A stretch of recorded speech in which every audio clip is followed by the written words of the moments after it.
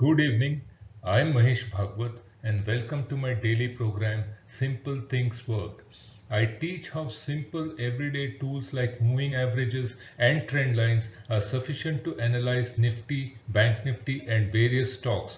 I show how only doing this is enough to pick stocks that are interesting from a trader's perspective. So, what are the objectives of this program? First is financial education. Second is to show that simple things work both in trading and in investments. To highlight that this simple analysis of markets is highly effective. To say that you too can do it.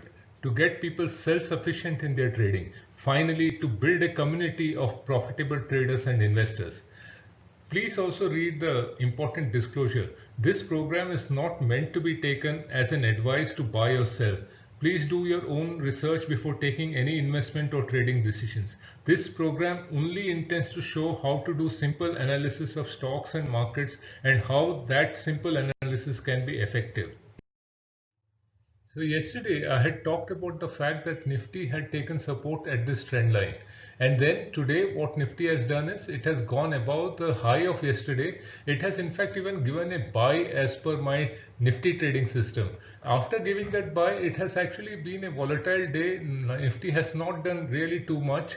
It has not even been able to go above the other trend line, that's this shorter term trend line that I had drawn much before. So Nifty is in this limbo between the shorter term trend line and this long term trend line. See, this kind of analysis tells us that as of now, while Nifty is not really showing great weakness, it is not even showing great strength. So we are in a wait and watch mode. In my Nifty trading system, I am already long, but there is nothing else much that you can do or analyze than wait and watch for Nifty to show us where it is headed. So Bank Nifty had been one of the weaker indices. I mean, it had been weaker than even Nifty because we had talked about it in the past that it had closed below the moving average here. It had already closed below the trend line, but had said there was only one saving grace, and which is that it had not yet broken below 21030, which was the low it made around on this day. So it didn't break below that level. Yesterday it closed above the moving average, which I said was the first sign that something good is happening for Bank Nifty. And then today it went above the high of these last 2 days, which was very nice. But then through the day, after that initial spurt, Bank Nifty has traded lower. The only positive thing you can say is that it has not yet close below the 50-day moving average. It is above the 50-day moving average. So we still have some hope for a rally in Bank Nifty. But as things stand, there has been a long time spent by Bank Nifty below this trend line. It is above the 50-day moving average. So it continues to be at that make or break level. So if it falls below 21030, which is then we think that weakness in Bank Nifty is pretty much clear. If it goes above and then tests this trend line, moves above that, then we think that the uptrend has resumed. So we are in this no man's territory, no man's land currently. So again, the idea is to show you those stocks which using simple trend lines and moving averages has given us an idea of what to do. So for example, Axis Bank has done almost like Bank Nifty. It has gone below this low and now is trading above this high of this trend line. So Bank Nifty, Axis Bank has also showed some strength after showing a sign of weakness. It has now started showing some signs of strength.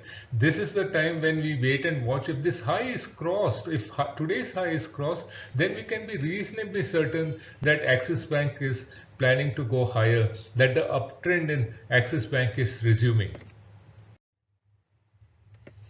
So I had talked about BHAL in the past. That is why I've written BHAL continued, because it is again, it is still in the same value area. They're still in the same place where we thought that it has found support. So BHAL continues to be on our watch list, and then you know as a trader what to do. If this support is held and it goes up, then you can buy. This is what we teach in our training programs. But BHAL continues to remain in our watch list. So why I have shown Biocon is to show you what we normally mean. So for example, it took support at this moving average and then it broke above the high of this day. It broke above the high and continued up. So now Biocon, according to my way of looking at things, according to my analysis of this stock, has proved that it wants to take support at this 50-day moving average, has given you the sign that it intends to go up, which means that this entire rally and now this pullback, and we expect now that this rally that we have seen in Biocon, that should resume because the support has been held and now the high of the previous 2 days has been crossed. So Biocon, we look for resumption of this rally. Again, in Cummins India, if you see my show yesterday, I had said that Cummins is actually riding along this 50-day moving average, and it has been riding. But today, the way Cummins has moved is that it has crossed above the high of all these days and has closed higher than that high. So this is the first sign that Cummins is showing of a resumption in the uptrend. This is why it is in our watch list, and I'm showing it to you to show you how simple analysis helps us to pick stocks.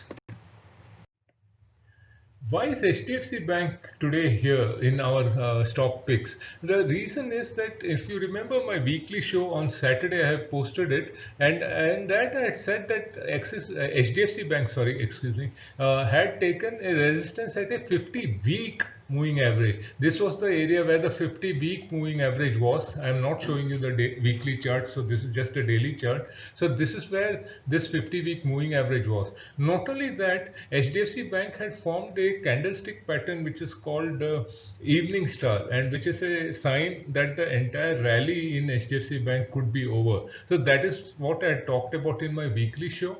After that, what we have seen is that HDFC Bank has not only closed below this trend line which has been supporting it, but it has also then closed below this 50-day moving average, 50-period moving average, and then gone back up and again taken resistance at this 50-period moving average and closed down today. So let us again look at the sequence of events.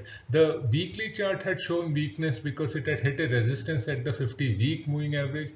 Then it has broken in the daily chart. It has broken below this trend line. It has broken below the 50-day moving average and then retested that 50-day moving average, and today shown the first signs that it wants to come back down. Now whether this actually fall resumes or not depends on whether we break below the low of Tuesday. This is the low of Tuesday, and if it breaks below this low, then we can be reasonably certain that this fall is resuming. So we are in a wait and watch mode in HDFC Bank, and that is what I wanted to highlight to you. Why is Manappuram here in my program today? Because it is a continuation of what we did yesterday. I had highlighted yesterday to you that Manappuram has broken below this trend line, and still I felt it was bullish, and there was a couple of reasons I gave for it. I said that it is above the 50-day moving average, which yes it is, and also I had talked about a very important part of things, which is that this RSI, while the RSI has made a new low here, the Manappuram stock itself has not done a new low. So this trend, the RSI has, this is the RSI at these levels and this is the RSI at these levels.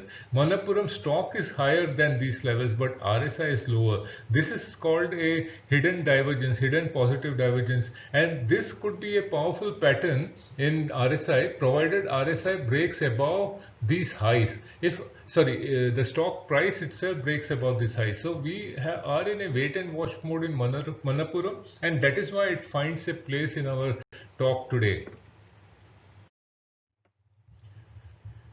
I'm happy about RBL Bank because yesterday's show I had pointed out that it has taken support here and it has moved up. And one of the other things that to note is that RBL would not be the first stock that you would think of when you look at the banking sector, because there are far more well-known names to pick. But RBL Bank had come to a moving average support and then showed signs that it intends to hold that support. And today it has broken above all these highs and gone up. So RBL Bank clearly is showing signs of resumption of this uptrend. This entire pullback might be over, and that there might be an uptrend in RBL Bank beginning soon. So Ujjivan is just for confirmation, completion purposes. We had talked about it yesterday. Today, we have seen that it has crossed above the highs of the last 2 days, thereby confirming the fact that it could be taking support at this 50-day moving average.